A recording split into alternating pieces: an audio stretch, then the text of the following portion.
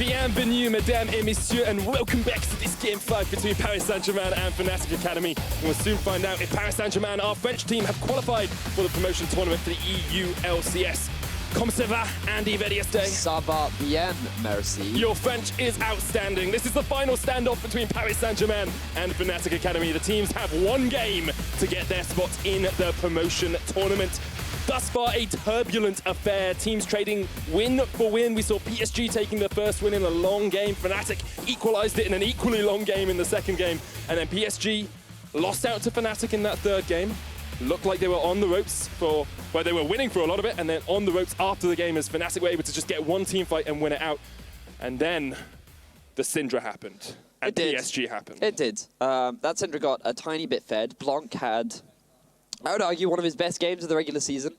He was gifted. 10-0-3. I'm going to say that's probably one of the best games. Let's have a look at just exactly how he got ahead. He was certainly gifted a few certain kills, like definitely worth praising him in the sense that he recognized an opportunity and he took advantage of it. Now, there certainly was a bit of a mistake for Amazing. I feel like he should have just backed away. Instead, this is where the snowball really started to happen. Blue buff level 5, Blanc was just on a tear. He constantly had push priority over the mid lane. He was always looking around the map, looking for opportunities to get picks. And it was just like we said during the game, which was very much use this goal lead and spread it across to the other lane. Sharing is caring, and it really looked like the Blanc really cared for his teammates in that game. I think the question that now arises is who can step up to the plate? It's basically a best of one. Whoever wins this wins just outright. They go through to the promotion tournament. They face up against either Giants or Origin and a double elimination bracket alongside Misfits Academy, of course. And you have to wonder, as we get into Champion Select, Fnatic have picked the red side once again, whether PSG will be able to overcome their blue side woes. They haven't won a game on blue side since that first game.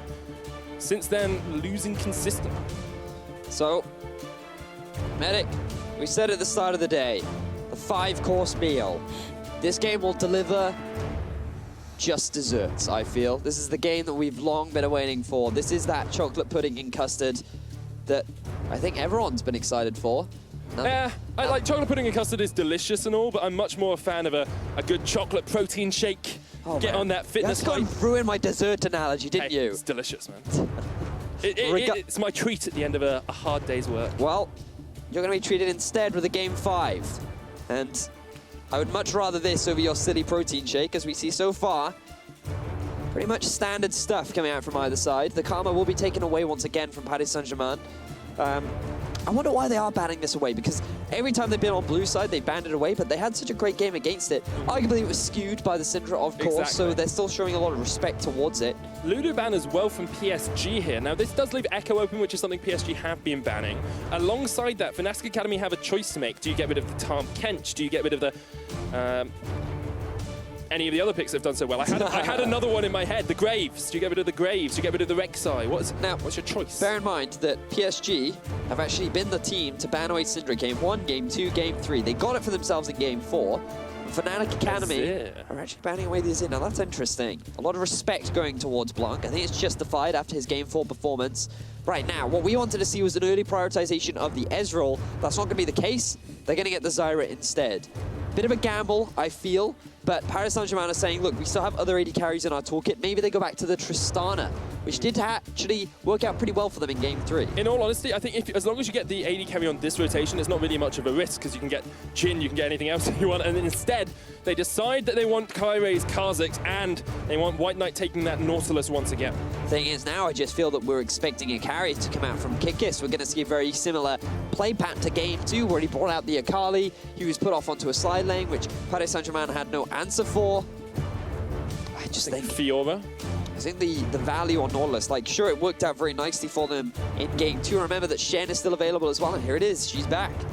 There is the Akali once again. Nowhere near as much excitement from Vedius this time, but still very good split push pressure, and it will be exciting and intriguing to see how Paris Saint-Germain decide to deal with it. Fnatic Academy once again going towards those AD carry bans. Lucy and Caitlyn is the expected, or Lucy and Jhin. Those are the two they've been looking towards. And the question now becomes, Paris Saint-Germain seem to have fallen on towards the draft that they had in the first few games, where they didn't quite look as strong. Can they now utilize this draft to actually be able to shut out Fnatic Academy. Now, I think that if you are Paris Saint-Germain, you actually look to... do you ban away the Tahm Kench here, or do you just ban away the Malzahar? Like, it is still available. Fnatic could look to draft that one for themselves. The fact they ban away Echo implies to me that they are thinking about champions like the Syndra, like the Orianna as well. So the Varus ban here from Fnatic does leave that Jhin open, which is what we've seen most played by Pilot across the split. He has won 4 of his 5 games with that as well, so very risky to pick it into an Akali, though. It's true. You really do lack the mobility to be able to kite her out, and she has a very easy time being able to flank around and dive on top of you too. So it's a big gamble. There's a Tahm Kench ban, so that will be taken off the board now. In terms of supports, you could go for Nami if you want a little bit more lane dominance. You also have the availability of the Malzahar, and other possibilities include maybe a Thresh if you want to be a little bit risky. It's going to be the Malzahar pick instead. There's an interesting symmetry to your point about picking Jhin into Akali, because the last time these two teams met, Pilot picked Jhin into an Echo. Or actually, the Echo was picked into the Jhin, and Kick has continually just got on that backline and destroyed the Jhin. It's actually the only time Pilot has lost on Jhin this split. And this time, a little bit more confident on. It's going to take that alongside the Syndra. And now Fnatic Academy have their mid lane counter pick. I actually think that the risk you run here is you can actually, if you want to, move Akali to the mid lane. Assassins actually do pretty well into Syndra. Early on, they struggle, but around the level 6 mark, they really can do a number on the low mobility that Syndra has. Regardless, it will still be staying in the top lane. 1-3-1 coming out from Fnatic Academy once again. Paris Saint-Germain built themselves a teamfight composition. It goes back to what we saw in Game 1. And Game 2. And Game 3. And Game 3, yeah. What we've been seeing a lot more, though, is there's a lot more pick and siege coming out from Paris Saint-Germain. The ability to use the Jhin ultimate combined with the Syndra Q is actually really good for sieging onto these towers. And there is a severe lack of wave clear from the side of Fnatic Academy. So if Paris Saint-Germain can get this early lead, their ability to siege onto these towers will actually be very effective. But an even slight snowball in the favor of Fnatic Academy will result in the swift dismantling of Paris Saint-Germain when you have this double assassin comp. Once again, it comes down to the jungles questioning how well Kikis is able to get snowballed by Amazing, or whether Cairo will be able to shut down that snowball rolling on the Akali. Of course, both these teams actually picked much more towards the mid-game this game, as opposed to the later game compositions we've tended to see. Really only the Ezreal. Akali, of course, works well relatively late on as well. But you guys want to get involved at LOL Esports on Twitter. You can tweet at us if you think it would be Paris Saint-Germain taking that final promotion spot. Hashtag PSG win. If you think Fnatic Academy have it in them to chase their sister team into the LCS, it's hashtag FNA win. This is it. This is for all the marbles, Vedius, for all the desserts, for all the chocolate pudding and custard. And we are on to the Summoner's Rift.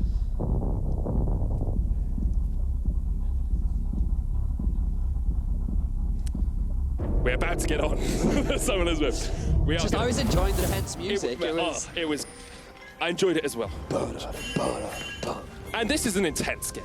This is, both the teams will be drained after 3 very long games and 1 shorter game.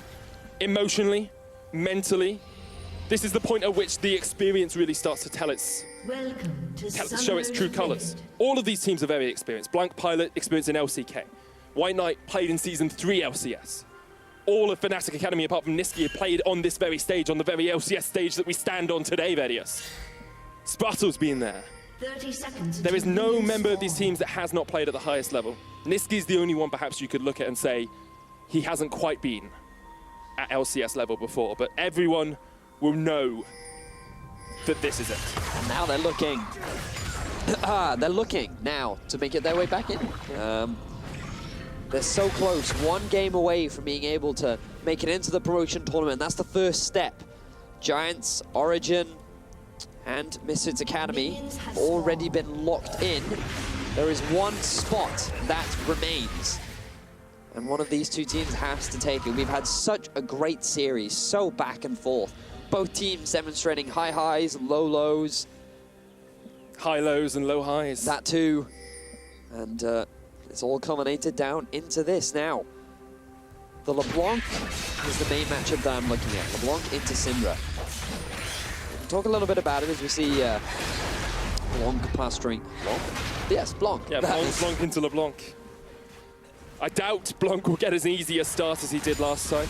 Doubt he'll be able to get that far ahead. So, yeah, talking about this matchup, one of the reasons as to why Syndra was always considered actually a decent pick into LeBlanc was because early on, Syndra can trade very well with a lot of other mid laners. And every time LeBlanc dashes in, because she travels in a line, I was thinking linear and line, ended up with Lin. If you ever travel in a line, it becomes very easy to set up the stun, right? So Syndra can very easily punish the aggressive tendencies of Nisqy, but at the same time, if Blanc wastes cooldowns, like wastes the stun and doesn't land it, throws out the W, there's a big cooldowns early on, but LeBlanc can look to punish. So it's very skill intensive. You have to manage your cooldowns very efficiently. Managing how the wave is set up is also really important, because if you can, you want to land a couple of basic attacks in there too to proc the Thunderlords, so having the minion wave advantage really helps. Blanc is going to get ganked, jump in here, Blanc's going to flash away, Kyrie's just around the corner as well, might engage onto Nisqy, double flash used. 2 flashes for 1 in favor of PSG. Like the movement from Kirei to be able to respond from the early gank from Amazing. You can see that they wanted to try and burn some of the spells from Blanc to make this matchup easier for Nisqy, who is running that teleport. But the fact that Kirei is able to get in there with the counter gank prevents anything too difficult or too bad from happening onto Blanc. A lot of summoner spells traded in the mid lane. I was going to ask, how important is the summoner disparity in the fact that Nisqy has the teleport and Blanc has that ignite? Is that going to be a telling matchup here, or is it just going to make it a little bit easier for Nisqy to roam around later on? Basically, it sets you up very nicely for the 1-3-1, right? Like, with the double teleport, what you have is very much what we saw in the Echo game from Fnatic, which was... Let's see if I can remember it. It was actually game 1, which was very, very close, which PSG did end up actually taking.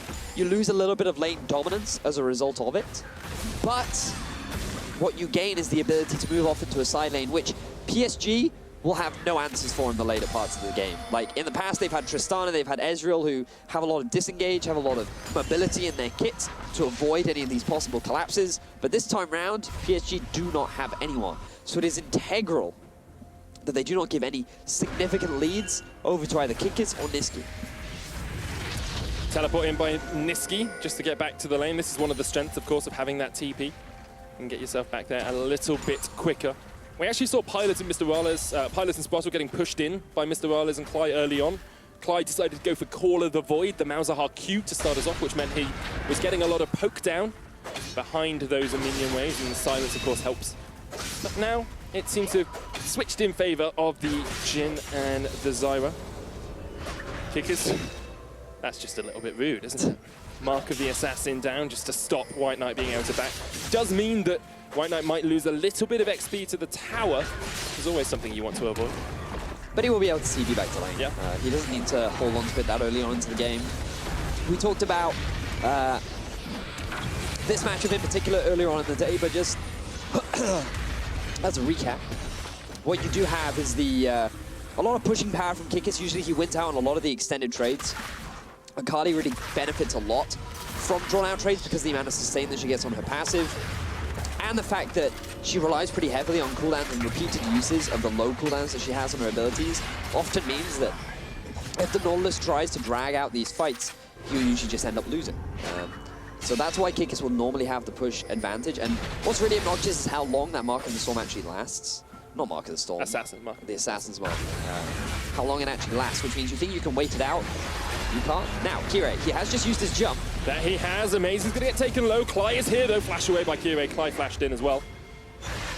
I was about to mention this because Cly's made a very interesting decision choice here. He's, instead of going towards the Sightstone early on, he's going towards the upgraded Frost Queen's Claim. Sorry, Frost Fang. And hasn't got himself a Ruby Crystal. So they're going to go for a 3-man dive in the top lane here. White Knight flashes away. Does have the depth charge. Could have perhaps waited a second on that. Kikis goes into the Twilight Shard and Cly just tanks it up. But it does mean that Fnatic Academy are relying very much on control wards for vision early on. And if Spasso spots out a few of them, he can start to deny some of that vision advantage. I like the dive coming out from Fnatic Academy. Didn't quite go the way that they wanted because White Knight had hit that level 6 mark. You can see that White Knight, he wanted to try and punish Kikis for taking tower aggro, but using the Twilight Shroud, it actually gives you a small dash, so you get put towards the edge of the Shroud.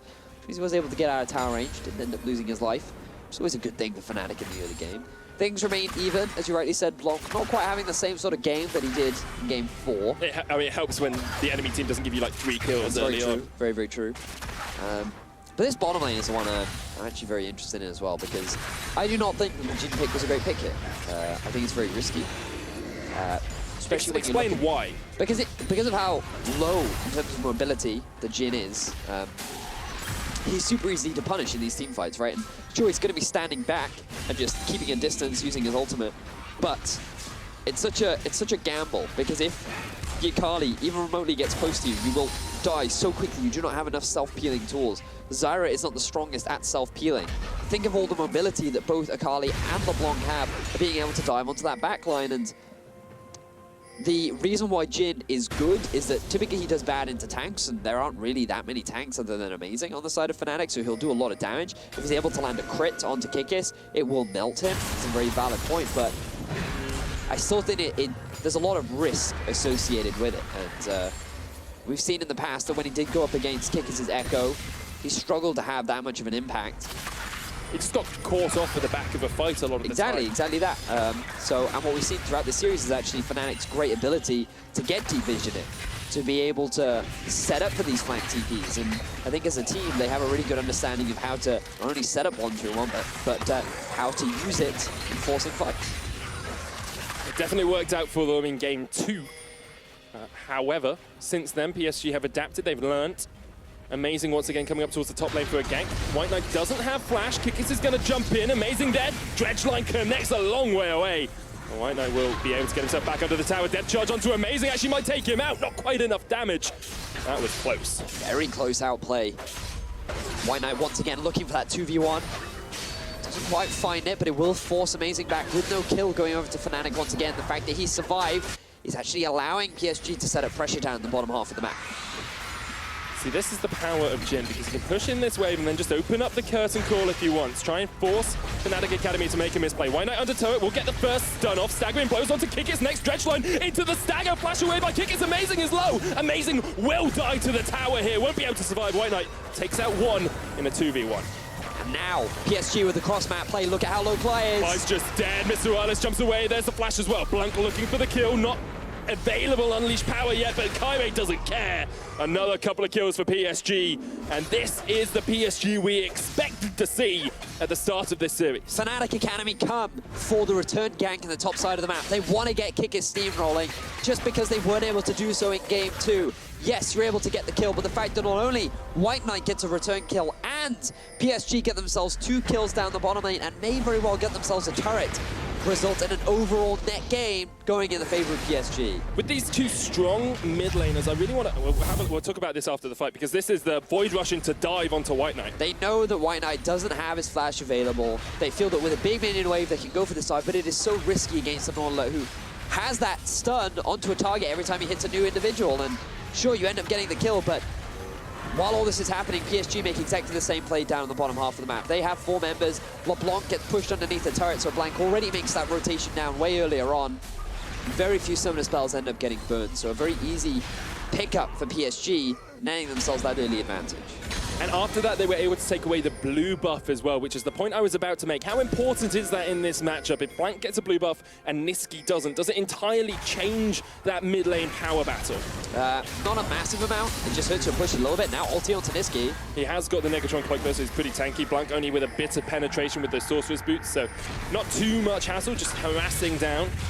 Pretty even in that lane at the moment. The only CS sort of discrepancy we see really is up towards the top side, with Kikis developing almost a 30 farm lead over White Knight.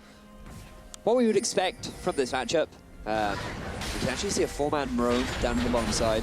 But to expand upon your point a little bit earlier, the thing about LeBlanc is her mana costs aren't actually that high, so even if she loses a blue buff, she still does a lot of what she was already doing before. So it's not that bad. The cooldown reduction is pretty valuable early on because of how high her cooldowns actually are. But other than that, not that big of an issue. Syndra actually values the blue buff a lot more, and he doesn't actually have it available, so he's going to be forced to go back to base. Likely going to be rushing a early Morellonomicon, and he's just going to sit on the Megatron for a while. Makes a lot of sense. There's the Lost Chapter.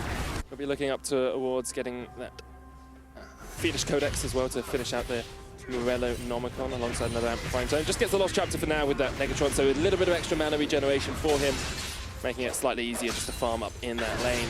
Mountain Drake is on the cards as well, so both these teams will probably try and play around this, but this first tower is going to go in favor of Fnatic Academy. We saw this happen last time the Akali was in the top into the Nautilus matchup. That is a big gold spike. You saw it there, 650 gold extra onto this Akali now. It's going down much sooner than it did in previous games, though. Fnatic investing way more of their resources into trying to get Kikis ahead. You can see he's already at about 1,200 goldie, which is literally where the gold advantage is coming from for Fnatic right now. This is why we discussed the Nautilus being a risky pick. If you blind pick it, Fnatic have demonstrated that they have an answer to it. But fortunately for PSG, Blanc is still in a good position. That LeBlanc is not snowballing out of control. And now, with PSG around the bottom half of the map, they're looking to set up around this Mountain Drake.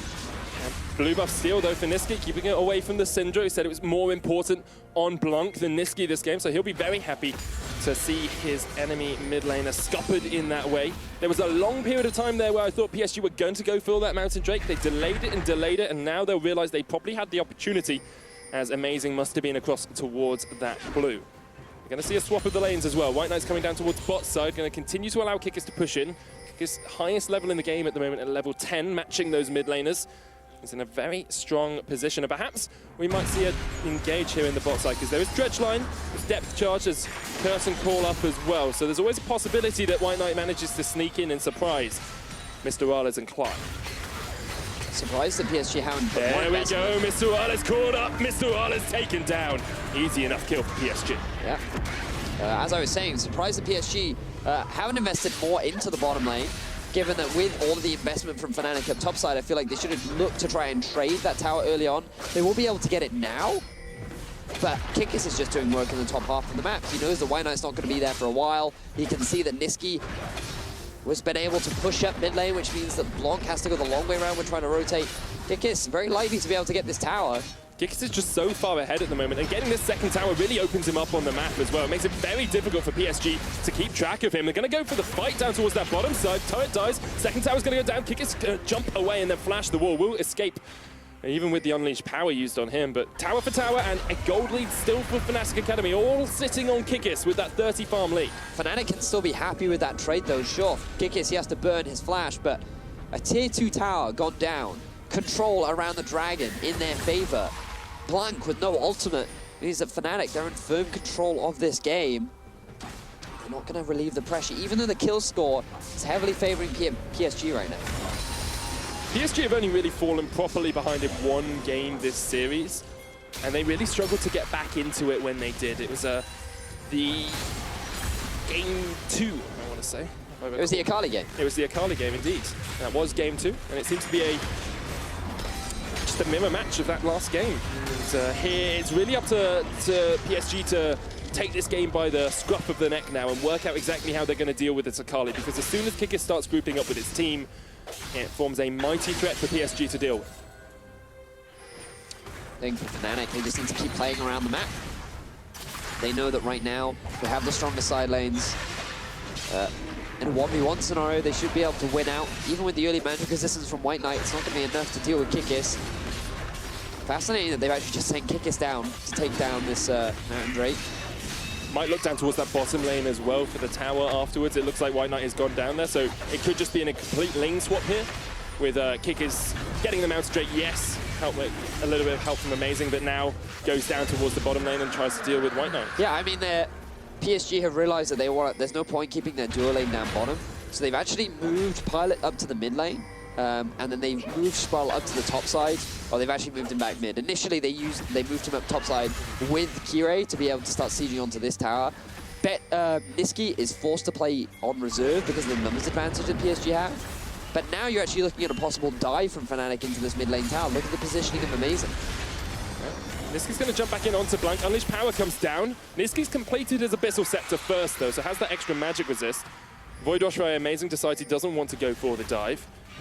How important is that Abyssal Scepter first? Because it seems to negate a lot of the damage you might have. Actually not going to be a completed teleport here by Kickiss, but it is completed by White Knight, so maybe they'll look towards the Rift Herald or something else on the top of the map. This is something we saw from White Knight actually in game 1, was finishing his TP when really he didn't need to, and they get nothing out of that. Thing is, it's going to put White Knight in an even bigger deficit now. Kickiss, he has such a significant lead already, not only in terms of levels, but experience and farm. It's going to result in another tower going down in favor of Fnatic, all because of White Knight trying to respond to the TP from Kickiss, and I feel like he should have stayed. Yeah, just cancel it out, or even try and stop Kickiss' TP. You've got Dredgeline, you've got staggering blows, you've got depth charge. It's another tower going in favor of Fnatic Academy. They had this game very much in their favor early on, 2,000 gold lead. And this is always the point where you have to think, if you're PSG, what is the emotional toll of not being able to do anything? What is the amount that you feel demoralized by this Akali pick? Because at the moment, they just seem to have no answers whatsoever.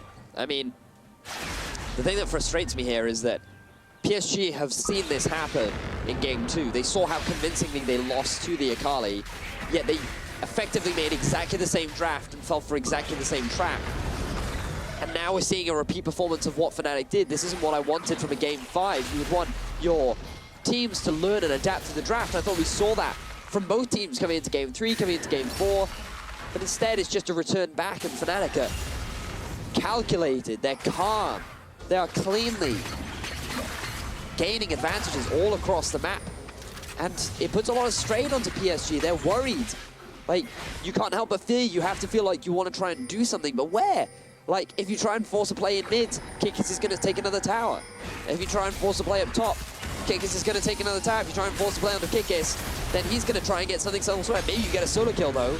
Nisqy forced back, Ignite does come down, here's the curtain call as well. Nisqy's going to try and dodge around, one distortion gets hit with the shot though, and he'll get taken out. Amazing now in a bad position as Pilot can collapse onto him. Needs to be careful though, because the rest of Fnatic are in that mid lane looking for the tower. Trade objectives, trade advantages. You get a kill, you lose a member on one side of the map, you go mid, you take a tower. They won't quite get it down, but they're very close. So, this is what we were talking about. Every time you tried to collapse onto one of these side lanes, Fnatic move elsewhere on the map. Now, they aren't quite able to get down that mid-tier 1, but they do get a lot of damage down onto it. Gire overstepping his boundaries a bit. Now the Gross comes out, Gire just QSS's that off. That's a very early Quicksilver Sash. I know I sound surprised, but that's because I am. So rare we see junglers getting second item QSS. Oh, they wanted to mitigate some of the pick potential that LeBlanc and Malzahar do bring. Looks like it's going to be an Edge of Night for Pilot as well to try and do that. Very interesting. I mean, it makes a lot of sense, right? You can still make the lethality build work onto Jhin, even after the Death Fire Touch nerfs. Kicker's going to jump onto White Knight once again. Cly is here, of course, no Nethergoss. Kicker's locked up with the Deadly Flourish. Tries to get himself away with the Twilight Shroud. He's locked down there. There's the Stranglethorns as well. Kickers will have to flash. Of course, no Curtain Call up for Pilot. And they're not quite going to be able to get too much out of this. Now, coming back to the point we were discussing earlier on, the reactions, the adaptations from PSG. They changed their draft slightly compared to game 1. There's still a little bit of a trade coming on here. Amazing will get locked up for the time being. Den Charles comes out and Amazing's just dead. That was just overstay, and we saw that in game 4 as well. Exactly what we saw in game 4. Amazing, making decisions by himself, not coordinating with his team. Kickiss had already been forced back. How do you expect to be able to win out on these extended trades? And it results in a pick going over in the favor of PSG. So they are still finding kills all across the map, but the gold is still in the favor of Fnatic Academy. They are the ones that have so much more map control after taking down that inner tower in the top lane. However, mid tower still stands, bot tower inner still stands. Objective-wise, it's relatively even, although there's a Mountain Drake and one extra tower in the pockets of Fnatic Academy. A lot of extra CS on Amazing as well over Kyrie, which is a little bit counter to what we usually see from these two junglers. Usually it's Kyrie who is farming more and Amazing who's ganking more. Let's have a look at this, because Kickiss is the one who engages. Yeah, so you can see here Kickiss, he wants to try and get a bit of harass down because they're fighting over vision. The thing about control wards is they won't spot a target that is invisible out. So you have to use the sweeper, which will give you a clear idea of where Kickiss is, but it won't still give you vision on that individual. So Kickiss, he can buy time. But then Amazing, he still hangs around. He wants to fight over this vision. He thinks that with Clay there, he'll be healthy enough to be able to get out. But then here's the pick potential into the hook, the stun, the collapse from PSG. Very swift kill, and another mistake from Amazing. Indicative of how his last 2 games have gone. Also means Kyrie is sitting on 2 kills. Can build up towards what I think will be a black cleaver. Next Kickiss is going to steal away this red buff though. Clown Drake on the card. Perhaps Fnatic will start to set up down towards this bottom side. They have 5 members here. Blanc is in a side lane. No turret up there for the tier 1, so he's not going to be able to react quite quickly enough for this, and it's another tower going down for Fnatic Academy. Dragon on their eyes right now, sitting on a 2,000 gold lead with full vision control of the bottom half of PSG's jungle. Fnatic Academy are certainly feeling pretty confident with how the game is going so far. That they are in such a strong position. They can taste the EU LCS promotion tournament. Of course, the winner of this goes through to that to face up against either Giants or Origin, depending on who Giants decide that they want to meet in their first game. It's a double elimination tournament though, so always have the chance to win even if you lose against that initial team.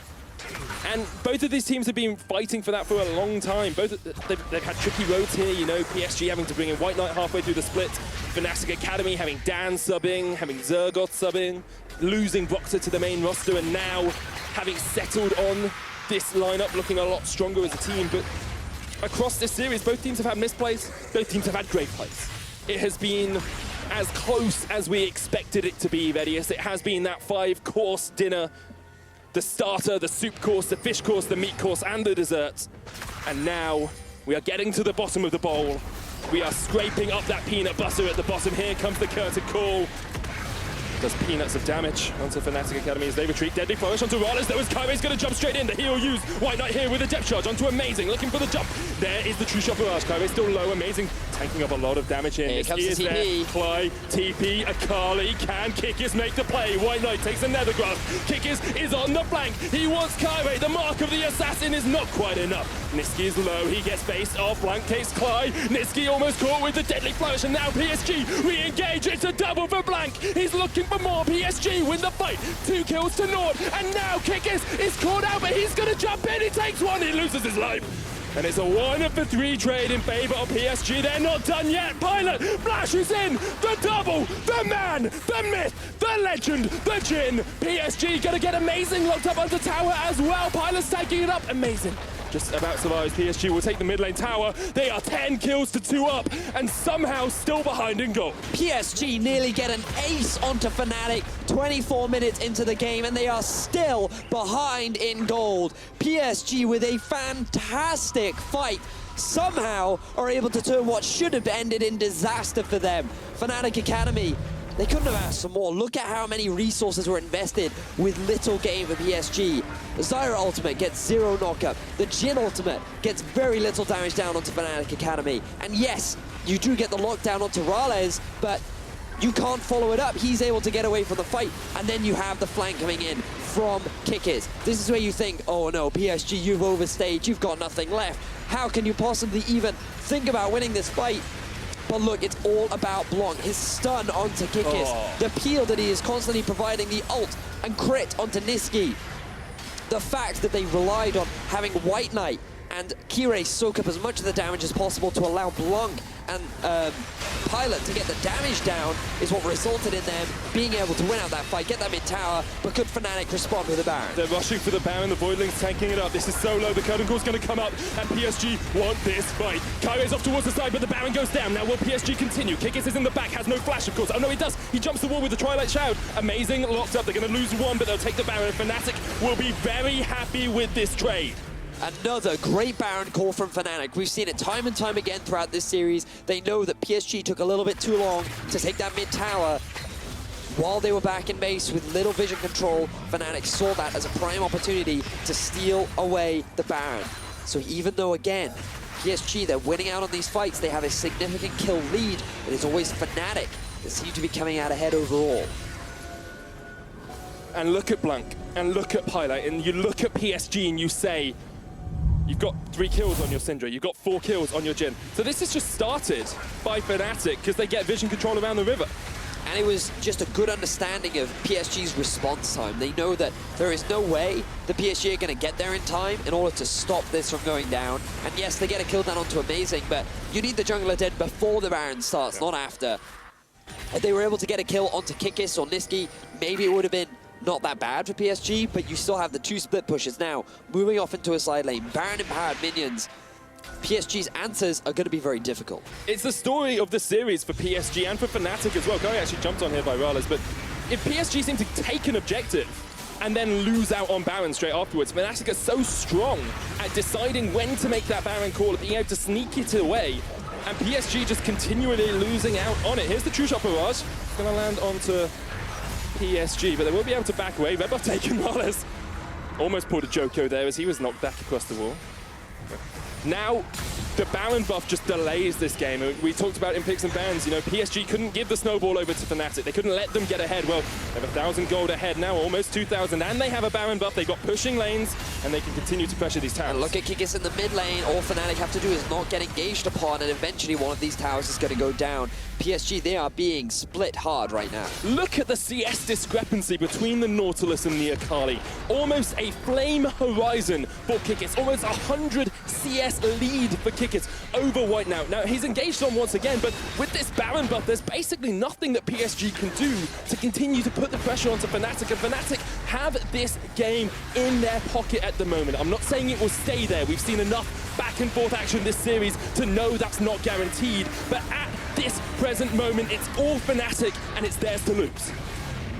Fnatic, they are being forced back from this bottom tower, but the pressure continues. Right now, PSG, they have no answer for Kikis. This Akali is making life so difficult, and oh, they are going for a collapse. Three-man collapse onto him. There's the Stranglethorns. Does use the Zhonya's, can try and dance his way around. Jumps on it towards Amazing, then jumps the wall. Great play by them to be able to use that synergy to get the Akali out. But while this collapse is going on in the mid lane, Fnatic, they take the tier 2 down on the bottom, constantly looking for objectives wherever they see an opportunity. What is PSG's goal here? What can they do to get back into this? They've got QSS on the Ezreal, they've got QSS on Kaime, that's on the Jhin, sorry. They're starting to hit big item spikes, but Fnatic are just reading them at every turn. They take their third dragon of the game. It's an Infernal, and perhaps that is the fire they need to burn through the base of PSG. Oh my word. It looks like the Fnatic Academy have had consistent control over this game. It's crazy when you look at the scoreline. I know, right? Like, you think that PSG, they've been winning these fights, they've been doing a great job of finding picks onto Fnatic, but it is always just Fnatic with the very quick movements of saying, look, we can go here, look, we can go there. Let's quickly punish them for not being in the right place. And it's allowed them to maintain control over this game. Now, if you are PSG, as you were asking earlier, you just have to find a way to find a fight, right? You have to force Fnatic to group together, maybe find yourself another pick. They do have a great pick composition, but we've seen time and time again, every time PSG tried to find that pick, Fnatic takes something else somewhere else on the map. And you have to give credit to whoever is shot calling for Fnatic Academy. I believe it's Cly, because their ability to react to the mispositioning of their enemies has been incredible throughout this entire series. Once again, we see them take a Baron. We see them play cross-map a lot of the time. They're starting to set up this 1-3-1. Kick is moving up towards the top side, Niski down towards the bottom, and this is where it becomes incredibly difficult for PSG. Baron has fallen off, which makes it ever so slightly easier, but it is a minuscule amount of more easier. It's only slightly more easy for them because of how much pressure this Akali has and how much pressure this LeBlanc has, even though she's behind. But look at all the vision coming out from Fnatic as well. They know that right now it's still a little bit too difficult for them to be able to siege onto the inhibitor turrets. So instead, they're just setting up for the next Baron that will be coming around. That will be the primary target for Fnatic Academy to play around. That could be the window for PSG in order to reclaim control over the game. The big important thing is, notice, look, Fnatic, one member goes back, they're keeping up the pressure. They want to make sure that this vision is intact, ready for the Baron spawning in just under 2 minutes. If all of them go back at the same time, that's going to give the freedom for PSG to just move up through the jungle, clear out all the walls that Fnatic have set up, and then it becomes another fight for vision rather than the Baron, which Fnatic want to take as quickly as possible. They cannot afford to let this game keep going on, because look at that Jhin. 4-0-4 on Pylon, a consistent performer throughout this series, a big part as to the success of PSG. And now the question is, can he be the carry to turn it around? Because I was worried, I'm still concerned for how this Jhin will do in these late game fights, but I want to see Pilot prove me wrong. I want to see if he can find a way in order to win these fights. Will it be a happy plane or will it be a sad plane that Pilot pilots in this final game? PSG need to be able to read when this Baron might be going on. Kikis is still split pushing. He is still a constant threat. Amazing's going in. 3-man knockup onto Kaime. Pilot flashes out, but Niski's here. Jumps into the midst. Cly is caught up. The Stranglethorns comes down. Spraddle's low. White Knight low as well. Kaime's jumped away. Mr. Wallace takes down Spraddle. And another kill as the flank comes in from Kikis. And this is it. Fnatic Academy have taken down 2. They're looking for more. Amazing underneath the turret, though. He's going to get caught out by Blank and slowed. Will burrow his way away. 5 members of Fnatic still alive. The Baron on the cards in only 30 seconds time. And this is the power of Akali. You've seen her so easily. She was able to dive onto the back line. Blanc being sent off to a side lane means that he cannot join the fray as quickly as he would have liked. Level 17 for both Kikis and Niski, 14 for White Knight. He is not the front line that PSG need. Pilot cannot exert enough damage in these team fights, and it is constantly a team fight win for Fnatic simply because of the comp that they have drafted. Just look at the positioning of Niski and how easily they get onto Pilot. He's already forced to burn his flash and his heal, zoned out of the fight immediately. Niski then takes Kyrie out, look at Kikis, demolishes the AD carry without an even break of sweat. This guy, it's just too easy for Fnatic Academy. And as you can see in your picture, Fnatic go for the Baron. It looks like PSG want to fight this one. Kyrie jumped on Baron down, Kick is low. They're spotted as well. Unleash power onto Kick, doesn't quite take him out. They do eventually get the kill. Here comes the curtain call though. And now Fnatic are fighting for their lives. They lose one. White Knight there as well. Blanc is low. Pilot not in the fight. It's up to Blanc and Pilot. Amazing's going to keep chasing in. Mr. Rala's there if he wants to jump forward. They have the Baron. They've got 3 members. And Fnatic Academy win another fight. Look at the TP coming in from Niski up towards the top lane. He wants that inhibitor tower. Fnatic Academy, even though they lose 2 members, they've taken down the front line of PSG. They have the Baron. They have everything that they need to break into the base. And with those death timers, they might even look to close out the game. The 2 inhibitors that are about to fall may be the death knell for PSG. From incredibly hyped leading up into the Challenger Series to 5 losses in a row to the comeback kings of the EUCS, now they may fall at the final hurdle. Fnatic Academy have been playing so well. They had such a good draft that fits exactly into their playstyle. They knew that with the lead that they had, if they force the Baron, they can win the fight. And it's just systematic destruction. Jhin, from afar, sure, he can throw out a lot of damage, but it's just nowhere near the same amount of damage as Akali and LeBlanc. It is just so impressive play from Fnatic Academy. Just the way in which they've been playing this game. They have played superbly and they understand their draft and they understand what their team composition can do. You look at it, they were 11 kills to 2 down and still they had the gold lead. Still they had the advantage. Still, they were able to pressure PSG out of this game. It shows kills do not matter. What matters is how you take objectives and how you strategize and play as a team. I think credit is due for both teams in this series. Both really have shown up. Both have forced the other to the very edge. But in this final game, it is Fnatic Academy with the lead, with the Baron buff. And with 2 inhibitors down on the side of PSG, it's only a matter of time before Fnatic can close this one out. PSG, we've seen games swing on the throw of a late game team fight, the throw of a dice, basically. Here they will be looking for some miracle to win them this game. They can do it, they just need to kill Kikis. It's a lot easier said than done, though, as Fnatic continue to push in the base. The supers are on the Nexus towers. Niski is caught. Deadly Flowers comes out. This is it. PSG take down 1. However, their Nexus towers are going low. Niski's dead, and Fnatic Academy can continue to push in because of how strong Kikis is. Nethergrass down. Stranglethorns as well. White Knight is dead. Rala's on the killing spree. Fnatic locked out, though. They might get taken out. It's all up to Kyrie. He cannot do it. They take out Clyde. It's a 3v3, but Kikis is there! Kikis gets another kill, and now PSG, with only 2 members left alive, cannot defend the base. It's Fnatic. They're going to take this game. You can see the faces of joy on Fnatic Academy as they dismantle PSG and take the final game of the best of 5 series.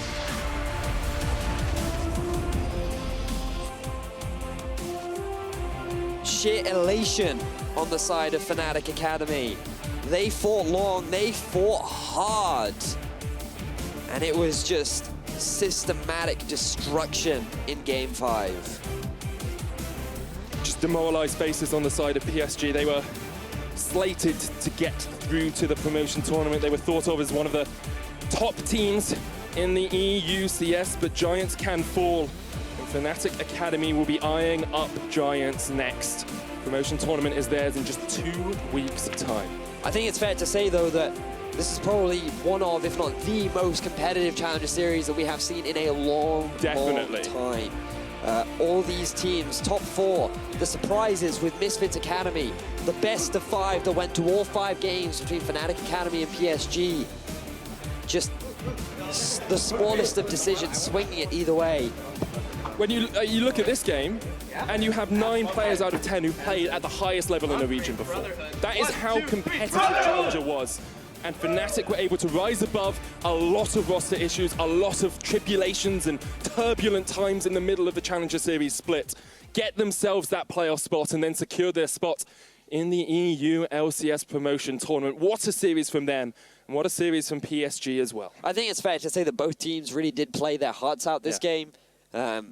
I don't want to say that the game was over in the draft for this final game, but I feel like that given what we saw in Game 2, PSG needed a strategy to play around this Akali, because it was guaranteed that he was going to be able to get ahead up in the top lane. It was guaranteed that we were going to see a similar play style to what we saw in Game 2. And PSG, they had no answers. They didn't know how to deal with it. Fnatic executed their composition exactly the way they wanted to. Even after they lost the fight in mid, they immediately went to Baron, and it was just cool, calm, calculated play throughout in this final game when the pressure was really on. And with Fnatic Academy taking the last spot in the promotion tournament, here's how the teams for the EU LCS summer split will be decided. A little bit of a complicated graphic, so we'll explain it as we go along. It's a double elimination tournament. Yeah, now this is the promotion tournament. As you can see, Giants and Origin, they're already locked in. Now, Giants, they get to decide who they play against in the first best of 5. Origin, they don't have a choice. Those teams will be slotted in, and the winners of each will move on to the top half of the bracket, and the losers will move down into the bottom half to have another chance. If you lose 2 best of 5 series, you're out of the promotion tournament. If you win 2, you make it in. That's the easiest way to explain it, Vedius. Win 2 and you're through to the LCS, lose 2 and you are out, and you have to try and fight it another day. It's a tough road still to go. All of them best of 5s, of course, so these teams will have a lot to fight for. And we've seen how much a best of 5 can swing just between a couple of teams. And if you're Giants, who do you choose? Exactly. Misfits Academy with the surprising upset against Schalke looking very dominant. And today, 2 very close teams battling it out, demonstrating a really good understanding of what they needed to do and how to win. I think it's hard to think of who you're going to predict to win going out of this. I think Giants have improved a lot more, but both Misfits Academy and Fnatic Academy have shown me enough for me to think that they might be on their way to the LCS. Well, we shall find out, because it has been a long road throughout the Challenger Series, and that is it. We have now concluded what is the playoffs. Spring split for Challengers is finished now. We've only got the promotion tournament left to go. The Fist of Shadow danced her way around the rift here in the last EU CS playoff series. For more, Stress is with Fnatic Academy's top laner and their jungler. Thank you very much, guys. Exciting cast, exciting best of 5. Congratulations, first of all, you two. Yeah, I'm joined by Amazing and Kickers, 2 of the longest-standing EU LCS players, and that's got to feel good. Getting a win, putting yourself in the promotion tournament, amazing. Did you expect coming into this that PSG would take it to 5 games? I didn't quite expect them to be able to take it to 5 games. Like, I knew that individually they had some strength and everything like that, but like, I didn't think they could actually like pull something with it, you know, because like as a team we should be stronger because we have the veteran experience, and like it showed at least in Game 5 where you kind of like were 10 kills down, whatever it is, and we still had a gold lead. And that's how I expect the series to go. But they put up a fight, especially Game 4. They did really well and did a lot of surprising things that I didn't quite expect, and were able to snowball. So no, I didn't expect them to go 5 games. I expected us to like 3-0 or 3-1, but I'm glad that we pulled out anyway in the end. Really close game, good victory though in the last game, as you said. Down in kills, but never looked out of it, up in gold. And part of the reason you're up in gold, Kick, is Akali. Game 5 seemed to be a bit of a difference maker. We saw it twice from you. Maybe you want to talk a little bit about this Akali, the Nautilus. What makes Akali good for you right now? Well, with how the series has been going, and even in the Game 1, we saw it was really slow. And with how they played as a team, I just saw that they are really anxious to pull the trigger and team fight, because they didn't seem to know what to do when I was on the sides, like pressuring really hard. So I thought Akali was just a good pick, because I knew like when I played Shen, like it's purely like team based and I cannot really get advantage, and like we need to get advantage as a team. But I knew that with Akali, I can just style on this guy against Nautilus, like get enough pressure and advantage that is actually gonna be really strong. So it was like purely because I practice this champion a lot, and with how slow the series is on stage, and with how I am playing aggressive always, like I play the same way in scrims and in here, that it was a good pick. Certainly pays off. Fun to watch as well. Very exciting, and an exciting showdown that's coming our way soon, maybe. The promotion tournament, it's all been drawn with the teams. Amazing. There's one team in there that you know very well. Origin find themselves in the promotion tournaments. Any thoughts on them as potential opponents in a couple of weeks' time? I think kind of sad, to be fair. Like, obviously, like, given the fact that Origin, like, I mean, even the split that I was in, basically, like, before my departure, like, we didn't perform to our standards and didn't perform to what we wanted to have. And it's just sad that this trend continues, you know, that I basically am almost bound to relegate my old team, you know? Like, that's something I don't want to do. But, yeah, I'm looking forward to playing them if they happen to pick us, because I think that's how it works, right? And I think if we play against them, like, they're inexperienced, especially now that they kicked Wisdom and replaced him with Syncroft, I think that move actually kind of like took their footing almost, where people thought that maybe Wisdom, I don't know what the behind the scenes stuff is, but like maybe that Wisdom wasn't as good, or like that there was a problem behind the scenes, I don't know. But I think replacing someone in the middle of the split with rookie jungler, it's funny that I say that, but is always dangerous, because you don't know where it's going, you don't know how this guy will adapt to stage. And so far, I think they have looked worse with Syncroft than they've looked with Wisdom. So I don't expect them to put much of a fight unless Ducky, for some reason, is able to pull out like a magic trick, you know, like. But unless that happens, I think if we play them, we'll probably beat them. I'm looking forward to a potential showdown. As you said, the LCS highest seeded team does get to choose, so it's not guaranteed, but maybe we'll see it in the promotion tournament. I know you guys are very excited, itching to go back and celebrate. One last question, Kikis. We've been here a couple of times. Unicorns of Love, you went to the finals after you got through the promotion tournament. G2, you won the finals after you went through the promotion tournament in the following split. Is that what this team's doing? Are they finals bound for summer? Is this the road to Worlds for you again? I mean, to be exact, I didn't qualify with you all. I was with SK Prime back then, and we actually failed to qualify. But yeah, I joined you all after. So the only instance I qualified to LCS was with G2, and we took it like really well, because we were Challenger Series, then we switched 2 players, and we went winning Europe LCS in one split. So maybe you can do the same here and actually like go for the hype Worlds run or whatever. Well, we're all looking forward to seeing where the Fnatic Academy lineup ends up placing. Of course, they're in the promotion tournament now alongside Misfits, Academy, Origin, and Giants. That's going to take place starting on the 6th of April at 5 p.m. CEST. As for League of Legends this week, we've got the European LCS returning at 5 p.m. CEST this Thursday. It's week 10, the final 4 days of action. Be sure to join us. You won't want to miss it. The playoffs race is truly on.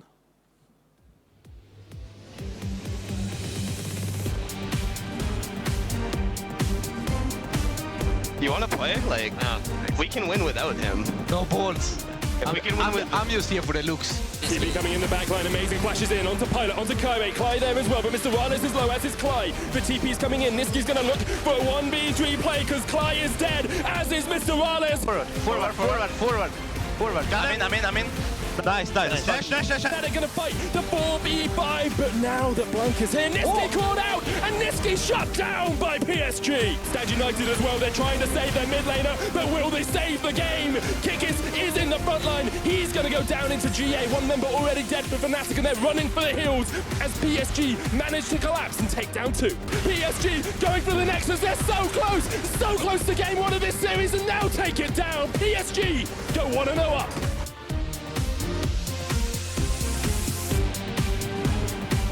I will exhaust flood. Get out. Get out. I'm fine. Varus. Now. Not to this. Push me. Use both side. TP bot. Change this guy. The Fnatic advance. It's gonna be a 1-on-1, and we have a series on our hands. Are you ready for game number 3? Hell yeah. This is game 2, I thought. Avi. Goodbye, bro. Nice. Joe. Look. Can kill. Nice. Do it slowly, they get it. The shockwave onto Cly might mean that PSG continue this chase. Gravity well down, the redemption as well will keep Cly alive just for the moment, but it's not long enough. Taken out, and here's Kikis. He's getting onto that Tristana, tries to get the kill. Pilot trying to do what he can, it's just not enough. enough. Fnatic Academy turn it around. They defend the base. They take the ace. Fnatic Academy hold on to the game. One TP. No, just Drop. It's okay, no objective. Yeah, it's okay. Yeah, no objective. Very good. For the flank, flashes in, gets the sphere down, takes the kill. Hook doesn't land onto Clive, but all you have to do is press R. Nice. We got him. Nice. Hey, careful, we take mid tower. Depth charge knocks up two. Amazing is dead. Blank is legendary. And PSG can just continue to push in. Niski taken out through the Stand United, through the barrier. 26 minutes, 14,000 gold, 15 kills to 3, and it's gonna be 2-2. Yeah, we can. It's only 2. Okay. I'm not there. Oh, nice. Nice, tower. Cly is caught up, the Stranglethorns comes down, Spuddle's low, White Knight low as well. Kyrus jumped away, Mr. Wallace takes down Spuddle, and another kill as the flank comes in from Kikis, and this is it! Fnatic Academy have taken down 2, they're looking for more, but Kikis is there! Kikis gets another kill, and now PSG, with only 2 members left alive, cannot defend the base. It's Fnatic, they're gonna take this game.